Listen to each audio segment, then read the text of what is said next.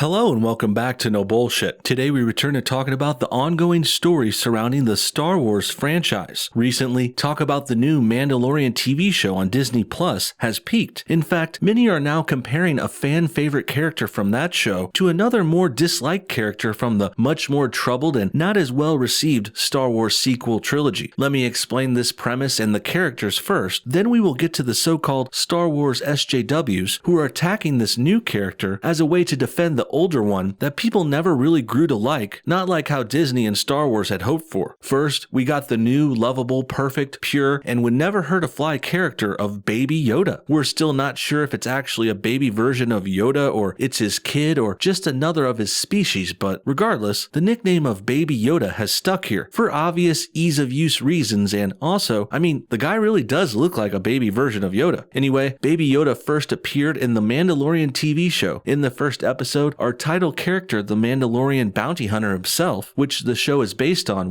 in the first episode he finds Baby Yoda and now he's taking him along for his journey throughout the season as well too. There's a lot more to it, but basically without spoiling too much, the Mandalorian rescues Baby Yoda and saves him from a number of people who are coming after him, and then later they make a run for it and try and survive out on the lam together. The bounty hunter saves and protects the baby constantly too, but there is one pretty memorable and incredible scene we do need to mention where Baby Yoda saves the Mandalorian by using his Force powers to lift up a dangerous and attacking animal monster. But after this one instance of using the Force, Baby Yoda passes out immediately and he's incapacitated for days. More details on all of this later. Next, we're going to talk about Rey from the sequel trilogy films. Starting with The Force Awakens and then in The Last Jedi, and now The Rise of Skywalker is coming out in a few weeks too. And with that movie on its way and Rey returning and her actress Daisy Ridley appearing all over in the press and media, with all that put together, it was kind of inevitable something like this would come up. Basically, Rey has been ridiculed as being a Mary Sue character ever since the beginning. And for those who don't know, Mary Sue characters are idealized, seemingly perfect characters who can never seem to do anything wrong in their stories. They're pretty much too perfect and kind of annoying and poorly written. Mary Sue characters are also usually overpowered and they perform much better at tasks than they should be able to given their stories and backgrounds. For example, Rey was able to fly the Millennium Falcon spaceship in her first movie right away, even though she previously had said she never left that planet and had little experience flying too. This didn't stop her from piloting the Falcon in some pretty out of this world ways and unbelievable turns with it too, even sometimes showing up its most famous and noteworthy pilot, Han Solo. And it wasn't just piloting spaceships that Rey was good at for no reason in that first film. She also took to using the Force very quickly and almost effortlessly in the first Force Awakens movie too. There she overpowers the highly trained and more experienced Kylo Ren with very little effort, and then she mind controls a stormtrooper guard into setting her free shortly afterwards too. All of this was done without any training for her whatsoever, and she also seemed to use very little effort, and she was okay and ready to go and run around right afterwards too. And that's where we get the first main difference people look over when comparing Rey to Baby Yoda. The baby only had one instance of using the Force so far, but it caused it to pass out for days afterwards. Rey's first uses of the Force didn't wear her out at all though. Perhaps if she instead passed out or at least got drained of energy and crawled out of her cell with, say, a nosebleed after mind tricking that guard, well, maybe then we could have seen that she's not totally unstoppable and she might have some weaknesses. Rey would have looked like a real person in character there with some depth, but instead what we saw was Rey running off from those scenes like nothing happened, and she can even be seen climbing around the First Order's base shortly after using her Force powers extensively. Now, with all that explanation out of the way, let's get more into the argument that Star Wars social justice warriors are currently making, as a way to both capitalize on Baby Yoda's appeal and popularity, and also as a way to justify and try and fix or rebrand Rey's character. Many are trying to compare these two, mostly as a way to prove that Rey is not a Mary Sue, because according to them, somehow, if Baby Yoda could use the Force without any training, then Rey should be able to too. But they of course are forgetting or leaving out a lot of the context here, which I just went over mostly. And also, in addition, it's worth noting that Baby Yoda is a species that is much more in tune with the Force. In addition, the baby is actually 50 years old, by the way. But those many years are actually still young and make this baby still immature for that species, which can go on to live for hundreds and hundreds of years, or even more. The regular Yoda from the original trilogy died of old age at around 900 years, so I think you get the point. Put all of this together and I also think we can clearly see this comparison between Baby Yoda and Rey is totally bogus, and it's just some kind of SJW way to defend the Mary Sue woman character because they are still in denial about her portrayal and the poor writing behind her. With all that said, let's now start getting into more specific attacks. First, I found a number of funny tweets that have Star Wars SJWs trying to pull this bullshit argument, and also later we'll get to an article about it too, but first, here we've got a tweet from Jessica that says, I really just read with my two whole eyeballs tweets from people earnestly trying to make arguments that Baby Yoda isn't a Mary Sue and Rey is. What? Then below that terrible text is a mediocre image that's a poor attempt at making a Star Wars version of the Hangover meme. You know, the one where Alan is at the casino counting cards while thinking of all the math and data behind that's in his head. That Hangover joke is of course hilarious too, but this Star Wars version fails on so many levels. First of all, Baby Yoda isn't a Mary Sue. It's a baby. It's a weak character who isn't perfect and can't even protect himself or anything. Sure, he lifted a monster one time, but then he was incapacitated for days afterwards, drained of his life force seemingly. Baby Yoda also depends on the Mandalorian to take care of him now, and that's not what a Mary Sue character would be like at all. Really, this is just a piss poor way to try and defend the actual Mary Sue character of Rey, mostly because she's a girl and she's the lead in the new trilogy, and SJWs want to blindly follow and defend that because of girl power or feminism or some other nonsense. Next, we got someone named Heather who is clearly trying to mock people who called Rey a Mary Sue before. Here she tweets, me watching The Mandalorian, this is some Mary Sue shit. That baby hasn't even trained with Yoda like Luke did. This of course riffs off the common complaint and assertion about Rey. Many would say she didn't train with Yoda like Luke did when he was on Dagobah in The Empire Strikes Back. This is why Luke's use of the Force made sense though. It seemed earned because we watched him learn his powers extensively. So then when we see Rey use Force powers without any training and her also being really good at it and better than Luke was for no real reason, well, this is why the Rey character has become so controversial and disliked. Even Anakin Skywalker, the precursor to Darth Vader, well, he was another character that was born with very strong Force powers naturally, but even he had to train for years before he even tried to use any Force tricks. But now we got this girl Rey doing shit all awesome just because. Most likely just because she's a girl and girl power, and it's a wannabe feminist icon type character, and SJWs that are running the show now are afraid to make girls look weak or in trouble or look negative in any way whatsoever. This explanation also shows that this sarcastic Twitter comment is totally off too, because not only is Rey obviously a Mary Sue, but Baby Yoda obviously isn't, as we've already gone over. Lastly, for this section, here's a tweet from Hunter that goes along the same beaten SJW path we've seen becoming a trend now. He says, imagine parodying that Max Landis' Mary Sue diss in 2019. Anyone teaching Baby Yoda how to use the Force? No one trained Baby Yoda, but he's also not mind tricking people without consequences. This baby was knocked out for days after using the Force just once. So despite it being a more Force strong species, even it became drained from trying to use its power. Rey, on the other hand, did much more with the Force in her movies with very little, if any, consequences. Not to mention, Rey is actually half the age of Baby Yoda in normal years. But regardless, and not to defend Max Landis too much here, but the claim he made about Rey being a Mary Sue still stands. And rather than accepting that or ignoring it and just moving on, these Star Wars SJWs are still dwelling on that same old diss, even desperately trying to compare it to another character people like more now, just to try and justify and make this feminist hero character Rey look like she's actually cool, when really she isn't. Finally, let's wrap this thing up by checking out an article from CBR.com called The Mandalorian's Baby Yoda Further Exposes Fandom's Mary Sue Hypocrisy. This should be good. Let's go ahead and check it out. There is a huge consistency problem surrounding Star Wars. No, we're not referring to plot holes or the quality from film to film, yet there are discussions to be had regarding either issue. The consistency problem happens to rest on the shoulders of some vocal fans in their criticism of Rey in the sequel trilogy, specifically in how her use of the Force is deemed unwarranted. That Baby Yoda and his precocious Force antics on The Mandalorian have not fallen to the same level of scrutiny exposes further hypocrisy within the aforementioned faction of fans. Before anyone takes to the comment section with pitchforks and torches, let it be known we love Baby Yoda. In fact, questioning whether you love your own children as much as the tiny green tyke seems to be a common reaction. Baby Yoda is a neutral playing field for Star Wars fans. There is a unifying the tribe has spoken mentality when it comes to shoveling tons of praise on the Force-sensitive toddler. Railing against Baby Yoda on social media would be the internet equivalent to kicking a puppy. Please don't do that either. So if Baby Yoda is so perfect, why make a comparison between it and a divisive heroine heroine like Rey? Well, I think you're making the comparison because you're trying to feed off the love and praise of Baby Yoda. And in a way, you're trying to send some of that positive energy back to Rey as a way to get more people on board for the next movie, which comes out in just a few weeks. Many are worried about the rise of Skywalker, as they should be. The last movie, The Last Jedi, really burned all of our asses, so the Star Wars series has a lot to do to win back the approval of all its fans. And sure, making the Mandalorian show and adding the cool character of Baby Yoda was a good step in the right direction, but these Star Wars SJWs definitely are taking it too far when they try and lie and twist and manipulate things to make it look like Rey was cool this whole time. In addition, I see this as a bit of a sexist and biased approach too. Really, these left-leaning pro-Rey, pro-feminist types, what they're trying to say is we don't like Rey because she's a girl, implying we're anti-female or some other nonsense. But we're not. We're just anti-badly written, overpowered, feminist type characters. Sure, this one happens to be a girl, but that makes sense too, since this whole meme started with the Star Wars producer Kathleen Kennedy saying the Force is female now and all that other bullshit. And now, years later, and Kennedy has been sidetracked and J.J. Abrams has taken over and been brought back to direct and try and save this series, which he is now rewriting, reshooting, and retconning to death, and trying to do whatever he can to fix things after The Last Jedi ruined them. The claim as to why Rey irks some fans is often centered on the idea of the young Jedi in training being too good at space magic too quickly. Some critics of Rey have referred to her as a Mary Sue, citing her intuitive relationship with the Force as being contrived. Now, this would be a valid point if previous young protagonists from the prior trilogies didn't exhibit similar feats of Force strength, but Rey Jedi mind tricked James Bond and beat a Sith Lord with zero training, you might say, and you'd be right. There's no denying what has been committed to film, but pretending as if the idea of the Chosen One hasn't been Star Wars bread and butter since the start is simply ridiculous. Rey's journey is no more contrived than that of the Skywalker lads. Well, I beg to differ. The same can be said for how The Mandalorian portrays Baby Yoda's use of the Force. If we're going to scrutinize a character for being untrained or too young to be more powerful than characters who came before them, then Baby Yoda should be the gold standard for this perceived narrative transgression. In the second episode of The Mandalorian, The Child, we see the green toddler use the Force to stop a 2-ton mudhorn from pulverizing our hero. Sure, Baby Yoda is 50 years old, but as IG-11 pointed out, species age differently, so unless Baby Yoda has been training in a secret Jedi preschool for the last half-century, we'd totally be on board for this, by the way. His sudden display of power is even more contrived than Rey tricking a stormtrooper or taking down Kylo Ren, who had just been shot in the stomach moments before. Oh please, give me a break, people. We've already debunked all of this over and over. Baby Yoda picked up one monster and then fell asleep for days. He can't even survive without the Mandalorian protecting him. Rey, on the other hand, controlled another person's mind and got a guard to let her free. And then she also fought off Kylo Ren's mind control, and then she climbed up a bunch of walls and climbed her way out of the Starkiller base. And then finally, Rey even bested Kylo Ren in a lightsaber battle, another skill she had zero training in. Now again, if Rey showed any weakness during all of this, or if she even got tired or dizzy or anything from using the Force, or if someone else had to help save her, then maybe we would start to compare her to Baby Yoda. But at this point, these guys are just reaching way too far with this, and they're clearly trying to defend a bad, poorly written character because she's supposed to be this girl-powered feminist hero and everyone is supposed to love her unconditionally, or else they'll call us all bigots. What do you guys think? Does Baby Yoda compare to Rey in the ways that they say? Why are these SJWs still so triggered by the apt Mary Sue title for Rey? And do you plan on seeing the new Star Wars movie, The Rise of Skywalker, in a few weeks? Comment your thoughts on everything below, and thanks for watching No Bullshit. Hit that like button if you enjoyed this video, and we'll see y'all next time.